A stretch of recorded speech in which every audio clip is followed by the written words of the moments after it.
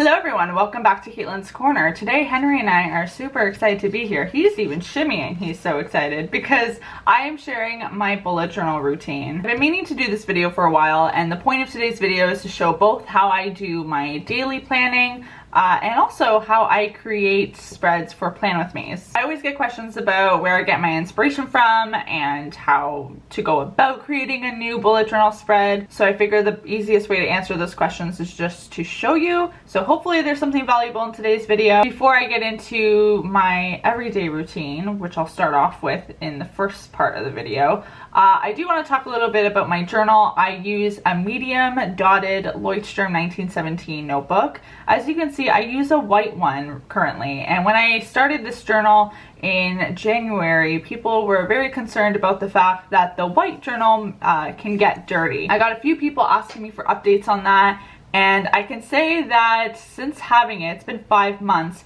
it definitely has gotten dirty.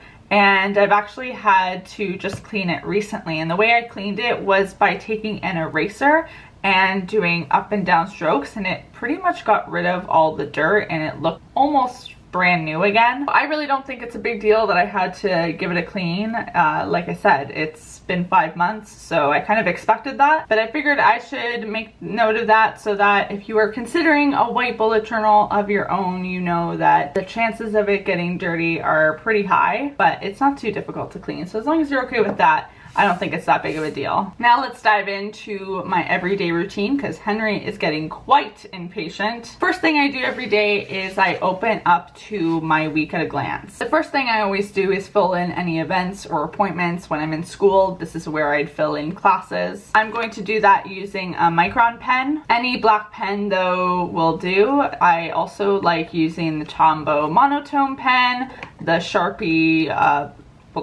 pen, and Paper Mate's Inkjoy Flare pen. You know, I could go on about the many various types of pens I like to use in my bullet journal. I will have all of these linked down in the description box below, as well as any other items that I show in today's video. Oh, see, I almost forgot. Faber-Castell's Pitt Artist Pen. I really could keep going and going. Let me do some filling in here.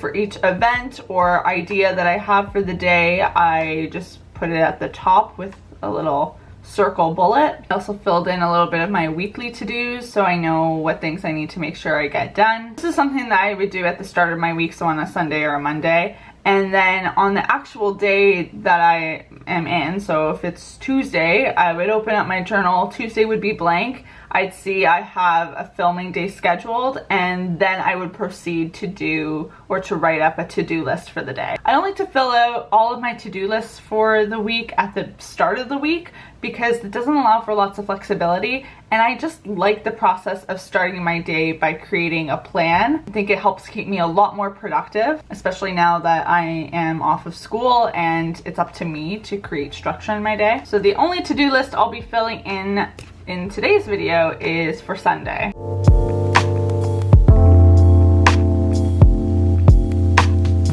And there you have that, nothing too fancy. I don't have too much room in this type of weekly spread to do a huge to-do list, so I usually try and for spreads like this that are a little bit smaller, just focus on the things that really need to get done. And I always order my lists in order of importance. So i.e. the first one is the thing I really need to get done, the second one is something I also really need to get done, but only after I get the first thing done, that sort of thing. At the end of the day is when I'd go to pages like my tracker page and I'd fill it in. So I'd, fill in if I had agua that day, aka water, and I just fill them in like this. I usually like to do like little lines. I just think it looks really nice. If it was a month where I had a gratitude log, this would also be when I'd fill that in.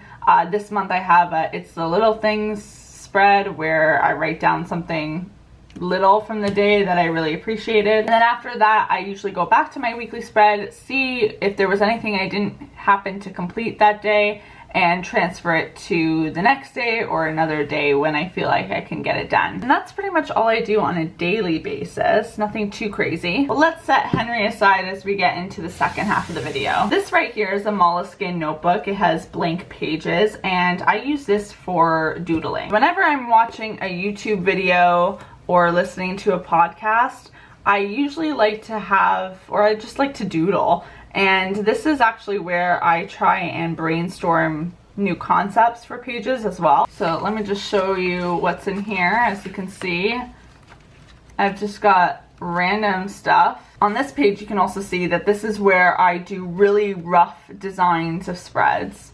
I think this one was for my student bullet journaling video. Very, very rough stuff, but this is usually where all the magic happens. Oh, this was a concept idea that I never ended up doing, but I may go back to it. I used some black washi tape and then like a white gel pen to do windows, and it created this really cool skyline look. I actually really love that. I don't know why I didn't end up going with this. Looks so cute. What the heck, past Caitlin? I also usually use this book to get an idea of what colors look like on a page. This is what I use to try out my Crayola Super Tips markers. This would be a good time to point out that the first step whenever I am creating a new theme for a plan with me is to start with a color theme. So either I'll look at all of the colors I have, whether it's at my Crayolas or my Tombos, to get an idea for what color is speaking to me, or I'll come to a page like this and see if there's any particular color that I thought would be appropriate for a certain time of the year, like these greens. I think I'm going to try and incorporate them at some point in the spring season into my journal. The color always gives me a good starting point and gives me inspiration for the types of pages or spreads I can do in my journal. Once it gets closer to the time of the month where I have to be thinking about Plan With Me, which is usually the middle of whatever month I'm in, I head on over to Pinterest to just get some page idea inspiration. I mentioned it before many times on this channel, but I do have a bullet journaling board where I pin things that speak to me. Sometimes I pin them because I think the spread is visually appealing. Sometimes I repin them because I like just the concept of a page. This is especially helpful during months where I don't really have many ideas or I feel a little burnt out. I have planner's block, if you will. Every month I create a new month at a glance and a new weekly spread. But as for the other pages, there's a lot of variation that can occur. Sometimes I create spreads to align with a video that I want to do in the next month. So for example, that skincare routine spread that I did in my May Plan With Me. I also like to think of any major events that are happening in the month, or if there's a specific topic or theme or habit that I really want to focus on. A good example of that was actually in February when I created a lot of spreads revolving around this self-love theme. And then I also always take screenshots of any requests that people send in on Instagram, and I look through those, and if there's anything that calls out to me, I will brainstorm concepts for that as well. So if you ever have any page requests, hit me up on Instagram because I'm always keeping track of those. Once I finalize the concepts and ideas, that's when I go into another journal, and this is another Leuchtturm notebook, and I create pretty much the most final copies of the spreads before I draw them out for my Plan With Me. This is a little excessive, but I do like to do a full run through of these spreads because I'm filming my Plan With Me. So by drawing all the spreads completely, I A, get better at drawing them, and B, am also able to make any changes that I want to before they're finalized in the video. Obviously, this isn't all necessary if you're not filming Plan With Me's, or even if you are. I think this is just a little bit me being my type A personality. But I want to share this whole process with you so you can really see how it all comes together. There's a lot of work that goes into each Plan With Me. Definitely a few hours at least of prep work. Just for fun, I thought I'd show you the pre-concepts that I did for my May Plan With Me. They're pretty similar to what you ended up seeing in the final video, but I did play around in these concepts with the idea of adding a yellow border to the hexagons. I didn't like that. I didn't like the idea of making the bee trail a colored concept either. So yeah, there's a lot of like trial and error that goes into these spreads. And just for comparison, here was the final spread.